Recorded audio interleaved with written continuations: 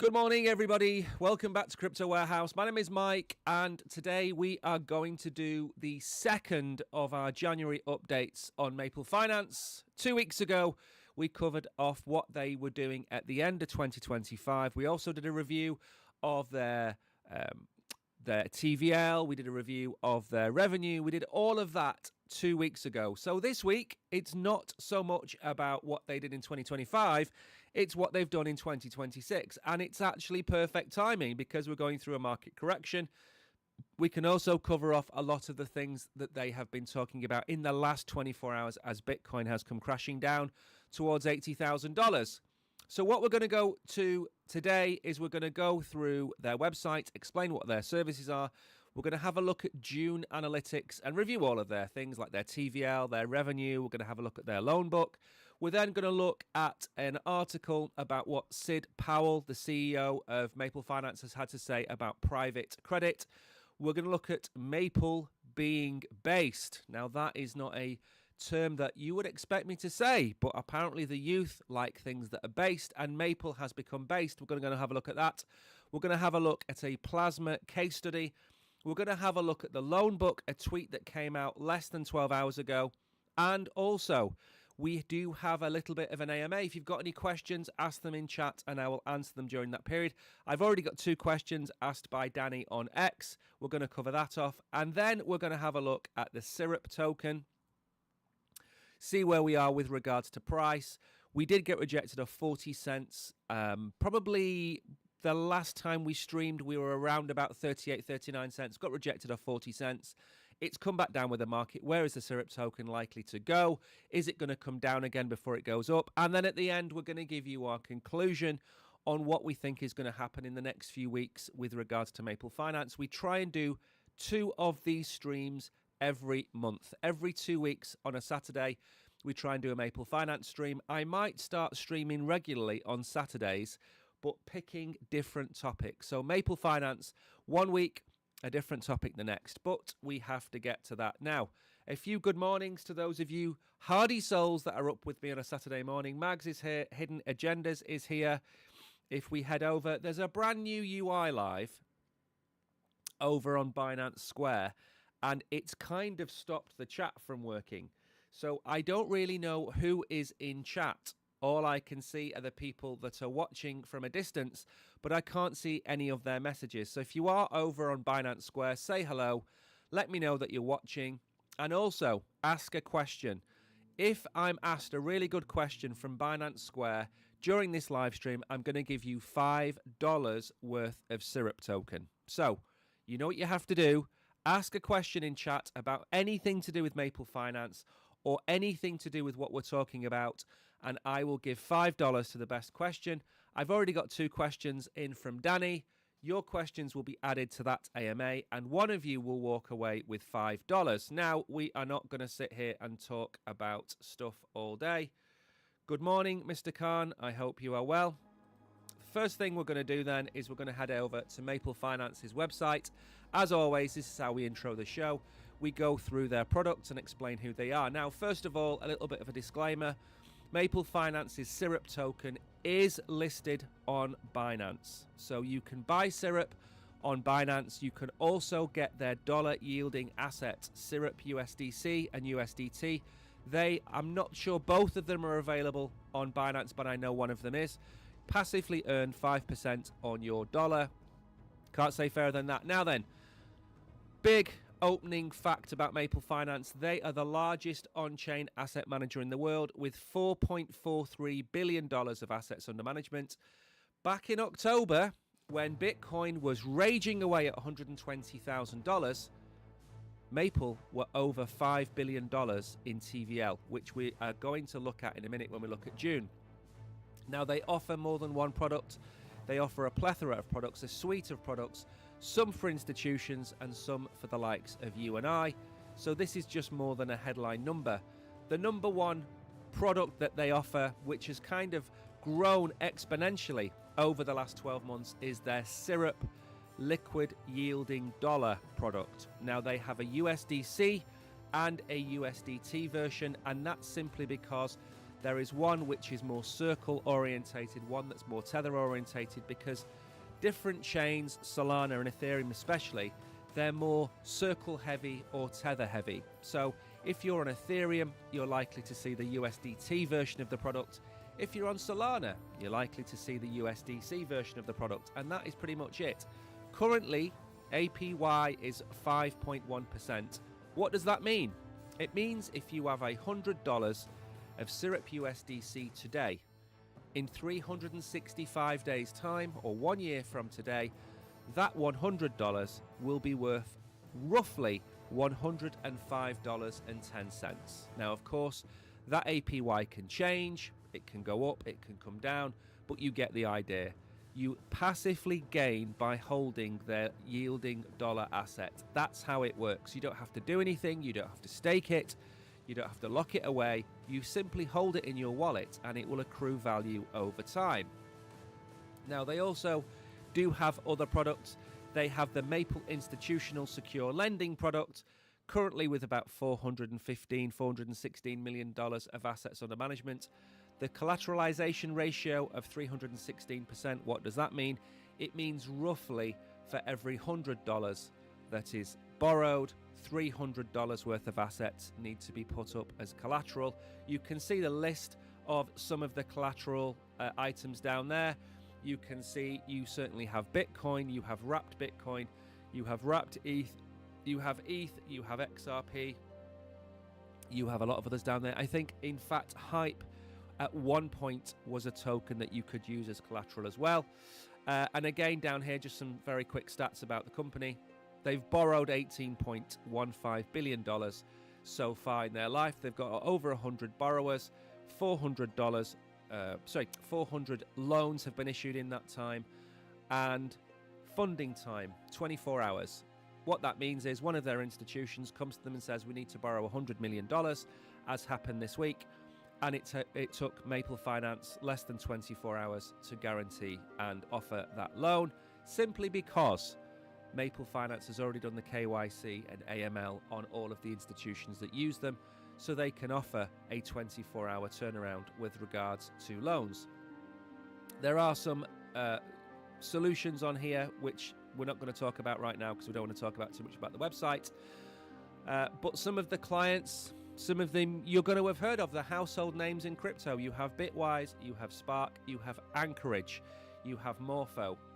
There are more along here. Keyrock, EtherFi, BitGo, Pendle, Edge Capital. They've all left testimonials, and these are not small companies. These are massive companies. They're working with Cantor Fitzgerald. They're working with massive institutions. So Maple Finance, as I said at the start, they're the largest on-chain asset manager in the world for a reason, and that's what we're going to talk about today. We're going to talk about the Plasma Maple case study. We're going to talk about Maple and Base, and we're going to give you a kind of breakdown of why we like Maple Finance. We're not going to sit here and say we only like Maple Finance, but the reason I do this stream every 2 weeks is because I like Maple Finance. We started with them when they were very small, and they've grown exponentially in the 12 months we've been with them, and we are quite happy and quite proud to hold their products, but also recommend their products to other people. Now then, we're going to go through this very, very quickly. I know I only have an hour. We have a lot to get through in that hour, and of course we're going to have the AMA as well. So if you've got any questions, drop them into chat. So if you've got questions on here, ask away. Now, let me just very quickly check we are up to speed. Right then, so what is so important about June Analytics? It's real time, it's on-chain, and it's verifiable. So everything you're seeing right now is in real time. So if any of these numbers update in the next hour or so, and we refreshed in an hour, these numbers would be different. So please bear that in mind. If you're watching this video in 3 or 4 hours time on Binance, these numbers are likely to change if you go and visit June. Now all you've got to do to bring this up is go to Google, type in June Analytics, Maple Finance, and you'll come up to this page. It's an independent review of the status of Maple Finance. It's independent. Maple Finance have nothing to do with June Analytics. June Analytics cover lots and lots of different companies, but it's a great way of basically doing your own research. So what you can see in front of you is this massive 45-degree angle between April last year and October, when we had the all-time high in Bitcoin. And at that point, we were coming in at $5 billion of assets under management. From April, where we were sitting at about 700 million. So what did we do? We 7x'd pretty much in the space of 6 months. Absolutely incredible, stellar 2025 for Maple Finance. And that was made up primarily, if you look at the chart here of the green and the orange, they were the two liquid yielding dollar assets that they have on their books, which is Syrup USDC and Syrup USDT. That's how they really grew the business last year. And yes, they have a lot of other products that they offer, but in terms of you having access to their products, you can access Syrup USDX in any of its forms through Binance, through DeFi, whatever it might be. So it opened up their business to retail. Whereas before, a lot of the business was solely institutional. If you look at the Bitcoin product that they offered last year, you needed a minimum of 25 Bitcoin to take part. Now, they're offering different products which retail can tap into. You can go and buy $10 worth of Syrup USDC or USDT and earn that 50 cents yield over the next 12 months. If you're an institution, you've still got access to all of the products that Maple Finance offers. So it gives Maple Finance the spectrum of retail and institution. And I think that was the biggest difference between, I would say, the start of last year and the end of last year, is they just opened up the books. They opened up the books. You can now have access to them. Institutions can have access to them. And that's pretty much how I would look at what the main reason was for the growth between April and December. Now, there are some other stats on here which are interesting to point out. The loans, the outstanding loans, are coming in at just under $1.4 billion. That will change from time to time. That will go up, that will come down. The interest paid, now that's how much has been paid out.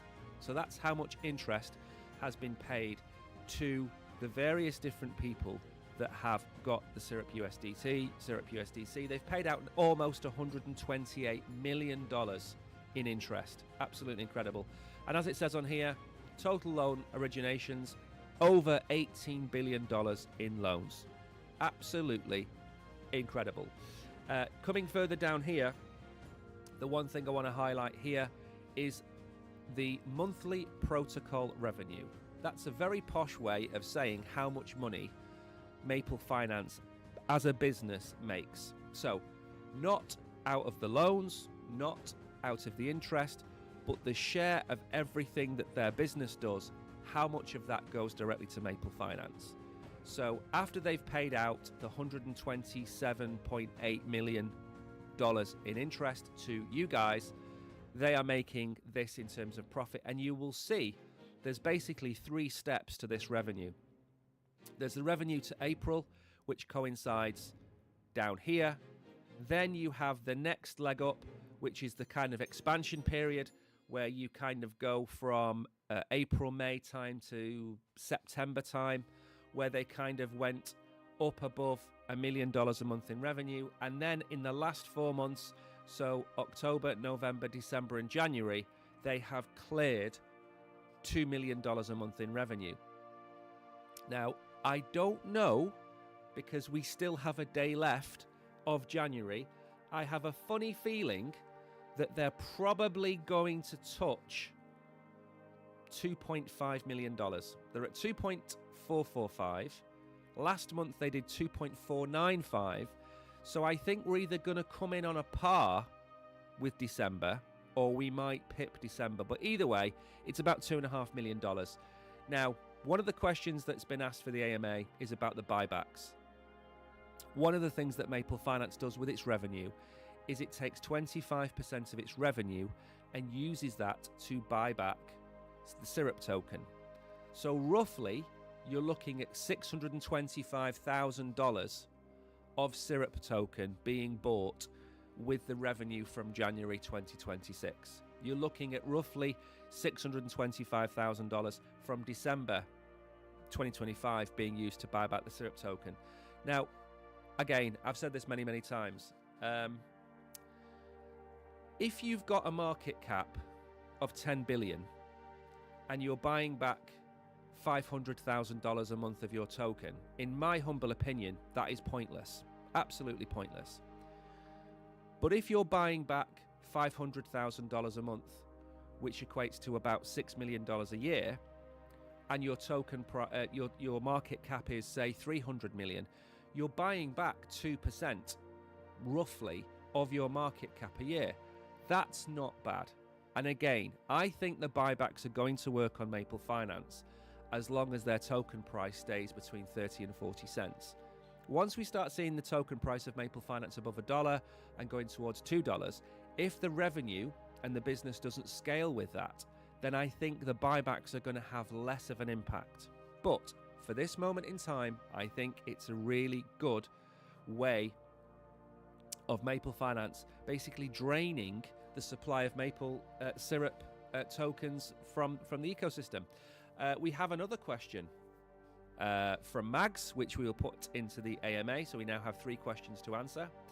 So, long and short of it is, number 1, Maple Finance is profitable. Number 2, Maple Finance is growing. And if you consider where the market has come, so the market has fallen roughly 30%. The AUM has fallen about 10%, 12%, something like that.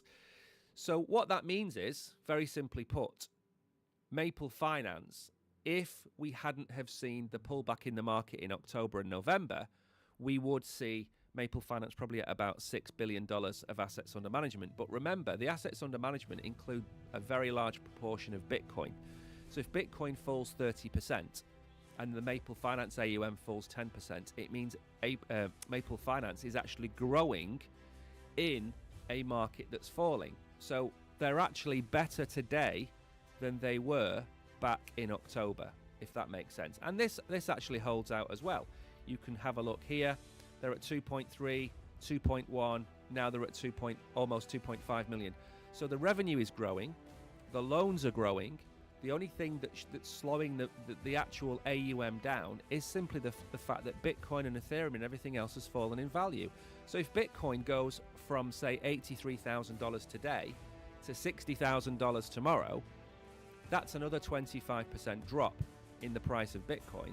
You would expect the AUM to probably break below $4 billion because a large proportion of the AUM is in Bitcoin. Anyway, I think that is pretty much sufficient when it comes to talking about Maple Finance on June. All you've got to do is go to Google, type June Analytics Maple Finance and bring this up. It's an independent, on-chain stats dashboard. You can use this on many different companies. It doesn't have to be Maple Finance, but this is not controlled by Maple Finance. If Maple Finance suddenly repaid every single loan, this would drop to 0 through June, and there's nothing that Maple Finance could do about it. So it's a good way of you going away and researching Maple Finance, external from Maple Finance, and of course external from me and everything that I have to say about them. Now then, we're going to move on. What I'm also going to do for those of Binance Square, Mags, I don't know if you're on Binance Square either, as well, I'm probably going to drop a red packet in about a minute's time. And then I'll drop another red packet at about 11:40, and then probably one more towards the end of the stream. So I'm going to drop another couple of red packets as we go along. And as I said, I'm going to give $5 to the best question I get asked. So if you've got a question over here, ask a question. I really don't know, by the way. I really don't know why they updated this chat, because the chat is a lot quieter since we got this new snazzy UI, and I think they need to fix that. But anyway, we'll go through this article. In fact, no, what we'll do is we'll drop the red packet now. We'll drop the red packet on Binance Square, and we'll put a countdown on it, and then we will get into it, because that is what we do. There we go. And by the way, one little thing to point out, I believe we have just broken 11,000 followers on Binance Square, which is some achievement considering we didn't really start on Binance Square until maybe October, November, if that. Good morning, Eddie. I hope you're okay. Right then, let's get back to the action. So, we're going to start off. There's a couple of articles we're going to cover. We're going to talk about private credit. We're going to talk about Maple on base. We're going to talk about plasma. And we're going to talk about the loan book. That's what we're going to focus on because they're the four biggest things that have happened probably in the first 3 weeks of January. So, Maple Finance CEO Sidney Powell said blockchain's biggest opportunity isn't tokenized treasury bills or funds. Instead, it's bringing opaque, illiquid private credit markets on chain. Now, this is a big thing. A lot of people have been talking about this in the last 48 hours. In fact, Jupiter have just launched something similar. They are launching a private credit market. Now, that is great for Maple Finance. The more competition, the more eyes, the better. We covered in the last stream 2 weeks ago the fact that Wood Liberty Financial, they're also doing a private on-chain credit facility. This is good for Maple Finance. It's good for the industry. The more people we pull in, the better it is. So, he thinks it's better to look at private credit rather than looking at tokenized treasuries and bills, and that is true. At the end of the day, you're only really going to be able to use a handful of providers to get access to T-bills. You can look at Ondo. Ondo already offer this and have been offering it for a year. How many other companies are going to offer the same product? Now, when you look at private credit, that's a different kettle of fish because that's different institutions with different credit risks wanting to borrow against their crypto assets. So it's a completely different ball game. So I do tend to agree with him on this. Private credit is already booming as banks retreat and private lenders step in, creating a fast-growing market that Powell says is almost tailor-made for tokenization. Completely agree. Unlike equities or funds, private credit suffers from limited liquidity, weak price discovery, and opaque reporting, problems that on-chain tokens could directly address. Powell expects on-chain credit defaults to test the system in coming years, arguing that transparent, auditable blockchains will ultimately make private credit markets safer and more investable. While much of the hype around tokenization is centered on treasuries and money market funds, Sid Powell, the CEO, thinks the private credit will be the real growth story. Let's move down a little bit. Get rid of that. Private credit already has a structural growth trend in TradFi as banks struggle to fund the loans and non-bank shadow lenders, private equity firms and credit managers like Apollo step in. Even after high-profile blow-ups and claims that private credit is a bubble, Powell, who is speaking at CoinDesk's Consensus Hong Kong conference this month, I think that's in about 9 days' time, said he expects the asset class to continue to expand. Tokenization has already gained ground. We talk about tokenization on the streams every single week. We talk about tokenization of stocks. We talk about tokenization of debt, American debt. We talk about the tokenization of real-world assets like properties and things like that. It's the big thing. It's bringing capital on-chain. It's bringing debt on-chain. It's bringing stocks and shares on-chain. It's bringing it all on-chain. So crypto isn't expanding. It's consuming traditional finance. That's the way to look at it. So by converting traditional assets into programmable on-chain instruments, tokenization can enable faster settlement, increased transparency, and fractional ownership. This is the most important phrase in this entire document. Fractional ownership. We spoke before, Syrup USDC, Syrup USDT. You can own $10. That $10 pays you 5%. But that $10 is based on an institution, a blue chip institution borrowing against their Bitcoin assets and repaying interest, which then ultimately goes to you. You couldn't do that 5 or 10 years ago in TradFi. The minimum you would need to have put in is maybe $100,000 or $250,000, maybe even $2 or $3 million. There were companies that I used to work with, Sancus. They would need a minimum of £100,000 to take part in one of their loans.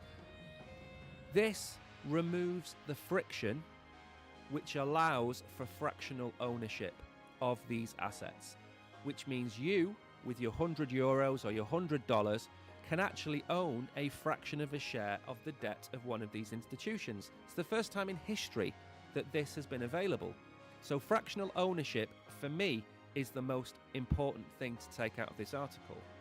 He also argued that private credit is tailor-made for tokenization. It's exactly the sort of market where tokenization makes sense, he said in an interview.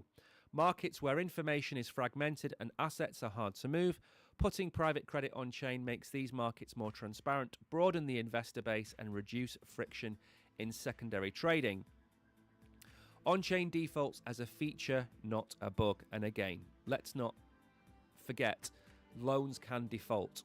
And they don't happen all the time. They very rarely happen, especially on scale, but they can happen. He expects the first high-profile on-chain credit default to hit in coming years. Rather than seeing it as an indictment of decentralized finance, he argued it would showcase the strengths of auditable blockchain-based systems. Defaults are a normal feature of credit markets, not a bug. The difference on-chain is that the entire life cycle of a loan is transparent, from origination to repayment or default. In cases like double pledging receivables, tokenization can ensure there is effectively one set of tokens representing the asset pool. Now again, the way to hedge your bet against this, and I'm not going to go into too much depth on this because I am going to run out of time. If you spread the risk, so if you have a token called Syrup Loan, for example, and Syrup Loan was for a specific type of credit market, and then you had one called Syrup Blue, and that was for only blue chip businesses worth maybe $500 or $1 billion as a business. If you had that, you could offer different rates of interest because there's different levels of risk associated with them. So maybe Syrup Blue would only offer you 4 to 6%, whereas Syrup Loan might offer you 9 to 11%, all depending on the risk, because the higher the risk of the loan, the more interest will be charged. So that interest should kind of counteract the risk that you've got. Now, owning that asset, the underlying loans that make up that asset, there may be 100 loans in each. So if one defaults, it's not going to be the end of your token. It's going to be a small fraction of your token. Maybe a 25th of the entire asset will be lost if that loan defaults, if there's only 25 or there's only, it's quite a high loan. So that's something to bear in mind. It spreads the risk. So having a tokenized version of debt or a loan, of one loan, the risk is incredibly high. But if you bundle them together and you have a credit facility with hundreds of loans and a couple of them, say 1% of them default, it's not going to cause you to lose all of your capital. And I think that's one way that the risk can be mitigated in the future, is saying, I want to own a fraction of the entire blue chip credit market. That would be the way that I would look at it. I would look at it as a way of, I don't want an individual loan. I want to own a basket of loans where I know that even if there's a 5% default, I'm not going to lose more than maybe 4 or 5% of my total assets. But the upside may be 6, 7, 8% return. So that's how I would look at the risk. A few other people in chat. Good morning, Simon. A stream at the weekend. Yes, this is the Maple Finance stream. Nice volume on the last 2 days. I'm broke. I'm broke at the minute. Good morning, Danny. I hope you're well. I've got your 2 questions. At this moment in time, I literally don't have anything to invest in anything. So I'm kind of stuck, pretty much. Right then, let's get on with this. So, I'm always wary that I'm going to run out of time. So I'm going to try and get through this in as detailed way as possible, but also as fast as possible.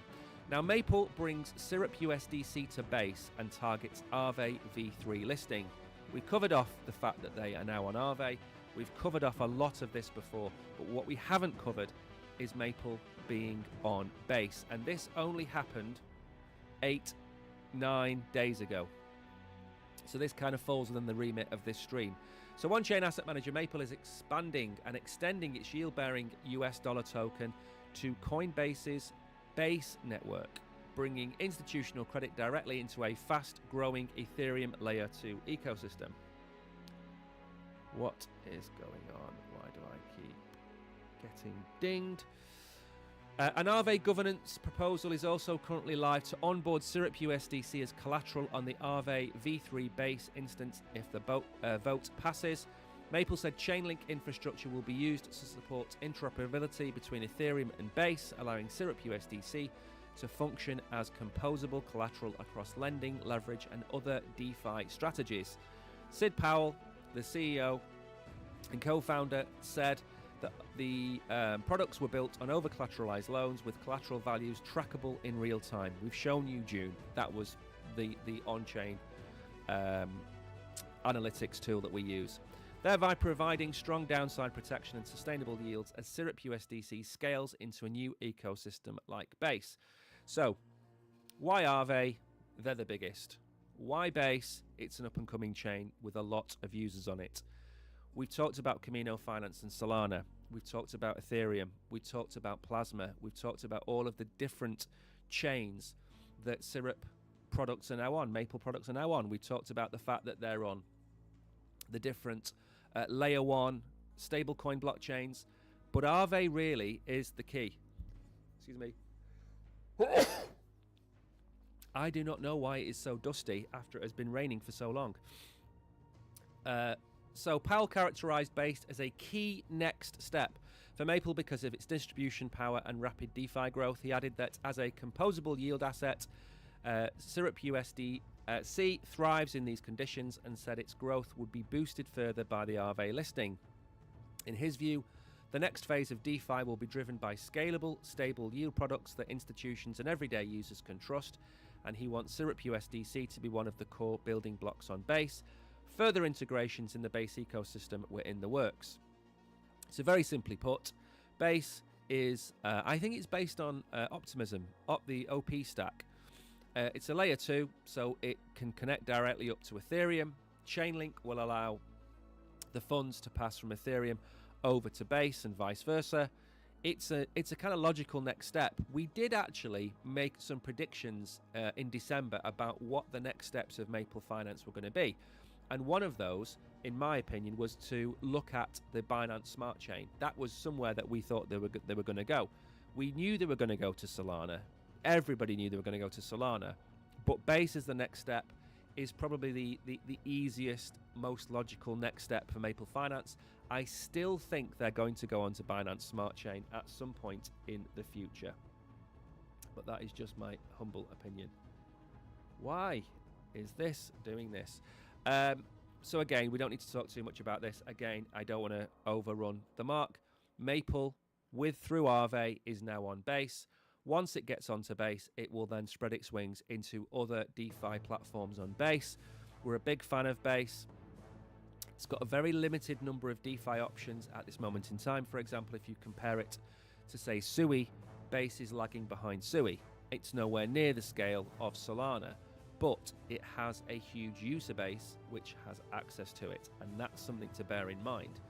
Now, the next article is on something that we kind of covered a few months ago, and that's to do with stablecoin layer 1s. Plasma it's not owned by Tether, but it uses USDT. We have ARK, which is USDC. We covered yesterday, we have Stable, and then I think it was called Layer 1. 4 different stablecoin Layer 1s. And as we said in yesterday's stream, why are they important? Because you kind of need to have your own set of rules when you're dealing with large institutions and you're dealing with the flow of funds. You can't have an institution sending money to another institution on a blockchain and you send it to the wrong address and it's not irreversible. You can't have that. So you need bank-like blockchains, and that's where Plasma and ARK come in. Now that doesn't mean that Maple can't take advantage of that, and they joined at the very beginning with Plasma I think they had a 50 or a $100 million vault over there that filled in about 2 or 3 minutes. So Plasma was big. You can earn, I think, that 1.812% on the vault I think they had there. So there's a lot of liquidity that's going to go into these stablecoin specific layer ones, and Maple Finance is there. So $433 million has been bridged to Plasma, 16% Midas Vault APY.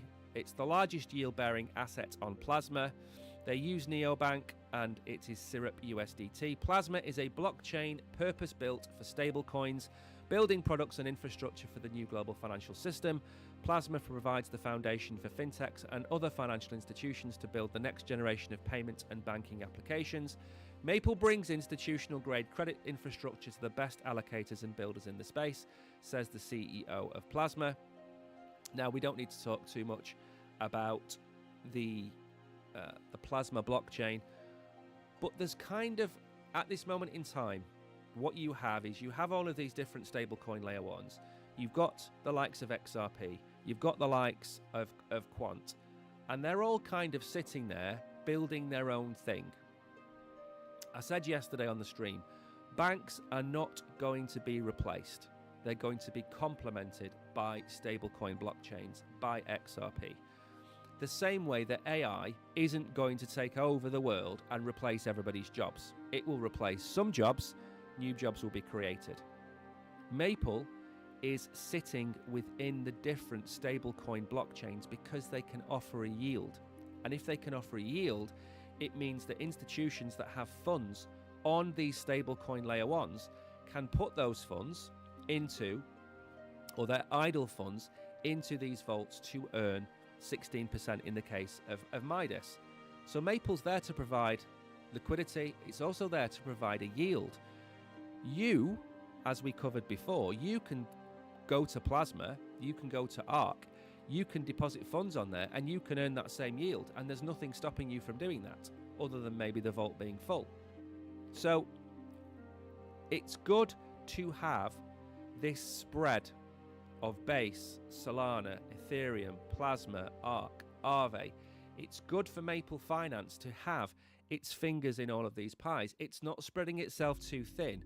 What it's doing is it's having liquidity in multiple places, multiple blockchains, to give you the biggest opportunity to tap in. Maybe you're a big Base fan, maybe you're a big Aave fan, maybe you're like me and you like Solana and you like Camino Finance, you go and use them. It's options. By not having Base, it excludes the people on Base from tapping into Maple Finance. But by having Base, Solana, Camino Finance, or others, it just means that you can go and access that yield. And we're going to talk about that a little bit more in a minute.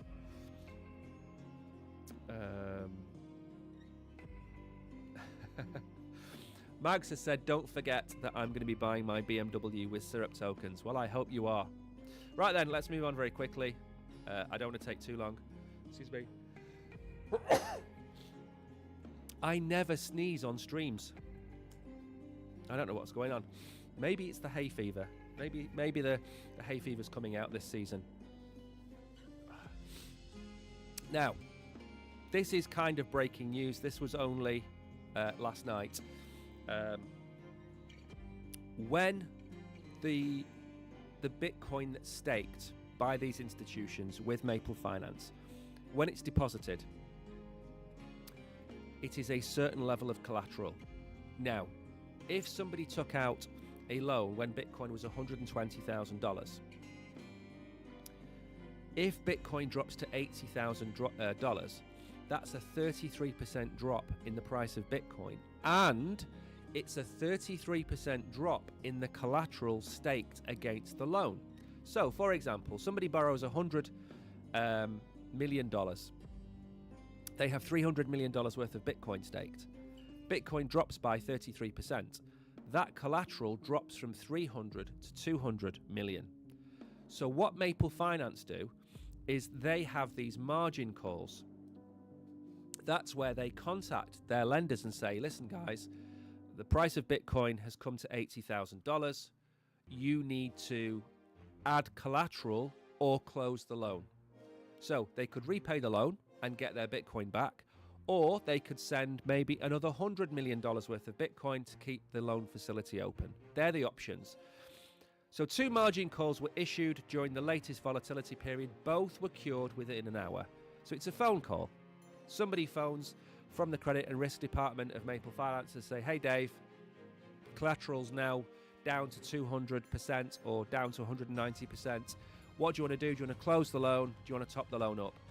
Dave decides, I'm going to send another $100 million of Bitcoin or whatever it might be, and it's resolved. That's all that happens. Now, we've covered this before. We covered it on Liberation Day, which was May, June last year when Bitcoin went to $74,000. Also, we covered it on October the 10th. Not on October the 10th. I think we covered it on October the 11th or October the 12th. What happened then? That was the flash crash that absolutely destroyed the markets. That brought us down to $80,000. There was accusations of it being winter mute. There was accusations of all kinds of things. But I think there were about 9 margin calls in October. And again, each of them were sorted out within 24 hours. And not one single person, not one single institution, was liquidated. Not one. So, when you say to me, how do we know Maple Finance works? How do we know that they know what they're doing? This stuff happens in real time. Liberation Day, October the 10th, January 2026. These things happen in real time. They react in real time. The reason the loans are over-collateralized is to stop liquidations. That's the entire point of them. So before, when we brought up their website, which I'll bring up again to show you what I'm talking about, this is what's important to understand. This collateral ratio, for every $100 of a loan that they give to somebody, that person has to give them $316.50 of assets to back up that loan. So, if Bitcoin falls 33%, they still have over 200% collateral, which means for every $100, they've still got over $200 of collateral. Now, you're going to find in the coming years companies that will offer 150% or 120% collateralized loans. Now, what happens when Bitcoin falls 33% and you've got collateral at 120%? Your collateral goes to 90%. It can't fill the loan. The person gets liquidated. There's a 10% hole. So this here, 316%, is why this APY is so low. If this collateral was 150%, believe you me, this would probably be somewhere north of 15% because the risk associated is so much higher. Think of it this way. Bitcoin can fall 66%. Let's say Bitcoin's at $100,000. Bitcoin can fall 66% to $33,000, which is very, very unlikely, and that would still have over 100% in collateral. That number, the higher that number, the better. 250, 300, 350%, that's the number that matters. If you see anybody offering a similar service to Maple and this number is 120, 150%, that is way riskier than this. So that is why that collateral number is so important, because when we get these crashes in the market like we do, Maple Finance can deal with the 9 issues in October and the 2 issues in the last 24 hours. They can deal with them without any defaults and without any liquidations. That is why I'm stressing this point so much, because it's really important to understand. Of course you can go and earn more money from somewhere else, but I guarantee you the collateral on those loans will be a lot lower than 316%. Now then, I am desperately trying bring up the questions that we were asked. So we're going to move on. Do you know what? Why do they make technology so bad? Technology worked, it peaked, and then they broke it by tinkering with it. That's what happened with technology. Right, I've got the questions up here. So, this is the AMA section. We've got about, 15 minutes left. There's a lot of people dropping things in chat. Good morning, good morning. I really don't know why they've done this to the chat, but they have. Right, I'm going to drop another box. It's 11:45. Give me 1 second to go up here. I will drop the next box, and then we're going to get on to the AMA section. And the AMA section is basically, I did say to you in chat to drop some questions. If you drop some questions, one winner will get $5. Okay, now the chat, the new UI, for whatever reason, is stopping people from using the chat. I don't know why. Okay, and now, midstream, it's now asking me to do the authenticator, the email, and the facial recognition. We are not doing that. I'm going to have to take a screenshot and send this to the team to get this fixed, because this isn't going to work. So give me 1 second, and then we're going to move on with the AMA. And we've got 3 questions. I'm going to pick my favourite question, and I'm going to give that person right.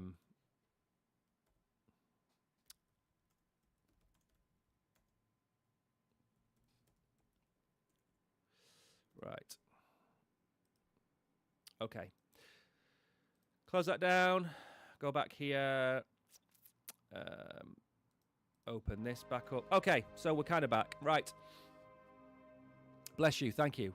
Right then. So I am going to go through the 3 questions now. 2 from Danny and 1 from Mags. And I'm going to pick my favourite one. And I'm going to give that person $5. Now, I know Mags watches the stream all the time. I know Danny watches the stream all the time. So this is going to be hard. How do you see Maple's neobank integrations in light of long-term tokenomic sustainability risks? I hope these questions don't disrupt the concept of the show. Let me check your second question. And then Mags's question was asked in chat, so I'm going to have to read that one out manually. What's your opinion on Maple's 25% revenue-tied syrup buybacks versus Goldfinch's? Does Maple's approach create stronger token holder alignment? And then the third question from Mags is, how is Maple positioned to capture a larger share of the multi-trillion private credit real-world asset market in 2026? 3 very good questions. So I'm going to start with Danny's first. Basically, the strategy that I see for Maple Finance is they're going to become a kind of a background yield product. And what I mean by that is they're going to be the back end of yield for a suite of different types of products. And I kind of touched on this in December. Whether it's on-chain and DeFi, whether it's Binance and other sexes, whether it's these kind of new financial apps like the Robin Hoods, whether it be the Revoluts of this world, Maple Finance is going to be in the background. And they're going to have this 5, 5.5, 6% yield, which all of these different avenues are going to offer to retail. So you're on Revolut, you get a ping, it will say Revolut now offers you 5% APY on your dollars. You log into your app, you put your $1,000 into the Revenue Vault. Maple Finance powers that. You go to Binance. Binance offers Syrup USDC already, I think, or USDT already. You can hold it there passively, pays you 5%, 5.1%, wherever it might be. Maybe in the future, Binance has another product called Stablecoin Yield, where it amalgamates all the different stablecoins together. Maple's in the background. Maple's in the background on Plasma. So the way I see Maple Finance is it's in the background. It doesn't need to be front and center, because front and center is the brand that they are powering, whether it be Binance or Revolut or Robinhood. It will be Robinhood powered by Maple Finance, Revolut powered by Maple Finance, Binance powered by Maple Finance. That's how I see it in the future. Now, in terms of tokenomics, the more that they generate in terms of revenue, the more tokens they can buy back. So if we talk about Syrup USDX, let's just couple it all together. Let's say it gets to $10 billion. They're suddenly making $10 million a month in revenue. They're spending $2.5 million on buying their tokens back. Then it becomes a big chunk. In fact, the one thing we haven't done yet is go to the Syrup chart, which I'm probably going to have to do pretty soon, but I've got the questions to answer. So I'm going to bring this up for you. And again, I'm on the fence with regards to buybacks. Not because I don't like them, but I think they have limited use if the revenue and the buyback mechanism doesn't fit in with the market cap. So, BNB's, the buyback and burn of BNB is spot on. The buyback and burn of Crow, waste of time.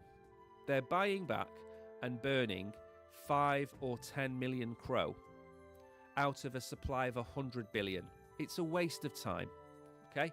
So, if you're buying back, as Maple Finance are right now, they're buying back about $6 million a year worth of Syrup token. That is roughly 1.8% of all the tokens. Now, let's say they're buying back $6 million a year and the market cap is 3.7 billion. I would then say it's a waste of time because it's not going to make any impact on the price. So there has to be a symbiotic relationship between the buybacks and the market cap. So the revenue, the buybacks and the market cap all have to be aligned for me for it to work. If they're not, it goes in the bin. So that's the first one answered.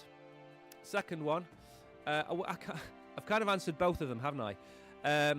So I think it's great right now. Does it create stronger token holder alignment? I think it passively removes a lot of tokens. Here's another example. Maple Finance doesn't make $2.5 million a month in revenue. It makes $5 million a month in revenue, and the Maple Finance token price goes to 20 cents. You're suddenly seeing $60 million a year. No, you're seeing $15 million a year of buybacks on a market cap that's 250 million. So you're suddenly seeing a 7.5% buyback. Then it makes a huge difference. That's why I'm talking about the symbiotic relationship. The lower the price of Maple Finance's Syrup token, the higher the revenue that Maple Finance makes, the better it is for the buybacks. And the last question, how is Maple positioned to capture the larger share of the multi-trillion private credit real-world asset market in 2026? Very simply put, I would say Maple Finance are the biggest on-chain asset manager in the world. And what I said in my last stream was, because we were talking about World Liberty Financial going live, and is it a threat, existential threat, is it not a threat? And I said, I own a multi-billion pound business, and I go to my research team and I say, right, go and find me the top 5 credit facilities in crypto, because I don't know what I'm talking about. And the research team will go, okay, well, you've read the report on World Liberty Financial. They're number one. Or not number one, sorry. They're on the list. We've got Maple Finance, and we've got X, Y, and Z. Who are Maple Finance? And why are they so big? And why have I never heard of them? And then suddenly, you're putting Maple Finance in front of all of these large multi-billion pound businesses simply because World Liberty Financial started offering the same service. So never see a new company coming into the market, never see it as a threat, always see it as an opportunity. So as far as I'm concerned, it's massively bullish for Maple Finance, and they're probably going to take a bigger share of the pie than others because they can scale, and they've already scaled from 400 million to 5 billion. So that's a 12x scale last year. they're probably not going to do a 12x scale this year. They're not going to go to 60 billion. You'd have to be absolutely mad to think that they are. They're probably going to get somewhere near 10 billion by the end of the year. So that's still, from where we are now, a 2.5x maybe. That's how I see them scaling. But I see them scaling in the market. As in, I see them scaling. If the market, real world asset market, goes up 100%, I see Maple Finance going up at 125 or 150%. I think they will outperform the market because they're the leader. And they will attract, like moths to a light, they'll attract all of the big people. That's how I see. Now, the tough question, or the tough thing to answer is, who's asked the best question? Who has asked the best question?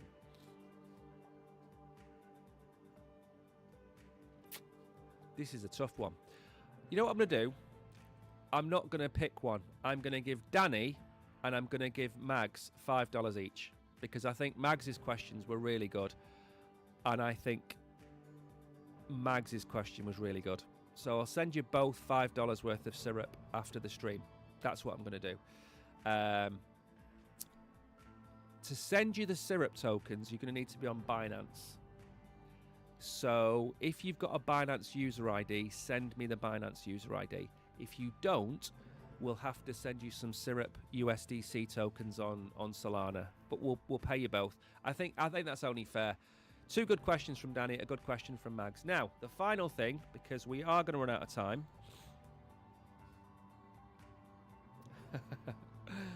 We're going to run out of time. What happens when we run out of time? I have to go quickly, and I don't want to do that. Right. Syrup token. Let's see if the Oracle has taken over the charts, or is it? It's taken it. Why would I expect anything different? Right. Let's go back here, and let's look at Syrup token over here for a second. Now, I haven't looked at this chart for a while. We are still in the range. Now, let's put this in down here. I want to basically highlight the two areas. There we go. Actually, you know what? There we go. Okay. Let's move that. Why are we on the 15-minute chart? Okay, here we go. This is better. Right. So, Syrup fought up here for a considerable amount of time. It was at 40 cents for almost 8 or 9 days. It got above the bull market support band, it failed. Then what did it do? It came down, it's retested the bull market support band, and it's been rejected. And it has come back down to the level of support it had back in December. Now, I am not going to sit here and tell you that we're going to go to 40, 50 cents when Bitcoin is currently sitting at $82,000, $83,000, $84,000.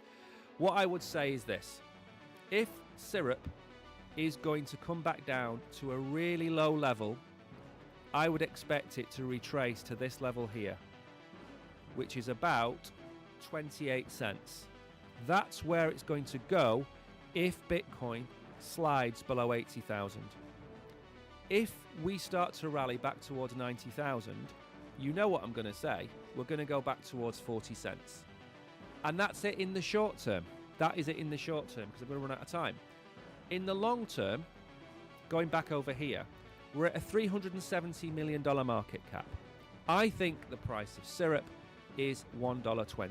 That puts us at about a $1.3, $1.4 billion market cap. I think that is absolutely where Maple Finance should be. The market, however, dictates, not Maple Finance. What I would say to you is anything below 30 cents on Maple Finance is a buy. If we break below 30 cents, buy it. Not financial advice, absolutely not financial advice, of course. If we start to get towards 40 cents, you can see it on the chart here. You can see the entire period of time we were trying to get above 40 cents. I would see what happens when we go back to 40 cents. And if we look like we're struggling at 40 cents, profit take. Now, the Oracle going back to what the Oracle said, the Oracle actually said on Monday here, he said we were going to come down. And we've done exactly like the Oracle said on Monday. We've done exactly what the Oracle said on Monday. We have come down. But did he say it on Thursday? If he said it on Thursday, then he also called it. But I don't know if he said it on Monday or Thursday. Either way, he's called this move this week. He said down and then up. If it's down then up, we're probably going to bottom at 30 cents and then move back up. But that's what I would say about the syrup token. Now, I can't really spend much longer on this because, and I can't drop another red packet because for some reason it's blocked me. So, what we're going to do is go on to full screen. Well, how long do we have left? It's 12 o'clock already. Right, first of all, thank you for watching. I know a few people watch this on catch-up. They don't watch it live. Absolutely fine with that. If you've got any questions about Maple Finance, drop them below the video on YouTube. Drop them below the video on Binance Square, and I'll answer the questions. Danny has won. Mags has won the $5 giveaway for the top question. I am going to announce it a lot more. Oracle says we're going to 21 cents. I don't know. We're going to go to 21 cents. That would be what would that be? A 33% move to the downside. I don't know if we're going to do that. I mean, again, listen, Bitcoin falls below 80,000, then yeah, the gloves are off. Maybe, but I still think 27 cents, 26 cents is a good price. But who do I? I don't do the charts as well as he does. But I do think that long term, if they continue to have the growth they're having, if they continue the revenue generation they're going to have, if they continue all of those things, it might take another 6 to 12 months. But I've got my target of $1.20, and that's a 4x from where we are now. If we go to 21 cents, and you can buy at 21 cents, and we do go to 120, that's a 6x. So again, we do want it to come down as much as it can so we can buy it as cheap as possible. So when we do get the summer days and the sunlight, then we can see it go back up. But anyway, thank you all for watching. I'm going to do one of these. The next one of these is going to be the 14th of February. I'm doing this on Valentine's Day. I'm going to do this on Valentine's Day. I want you all to bring me chocolates, wine, and roses, okay? February the 14th is Valentine's Day. I want you to bring me all of those things. And in the meantime, keep up to date with everything on Crypto Warehouse. Follow us on Binance Square. Follow us on X. Follow us on YouTube. And Danny and Mags, send me a message now in Telegram, and I will sort out your payments. Until Monday, have a great rest of your weekend. Thanks for watching. I have been Mike. This has been Crypto Warehouse. Adios.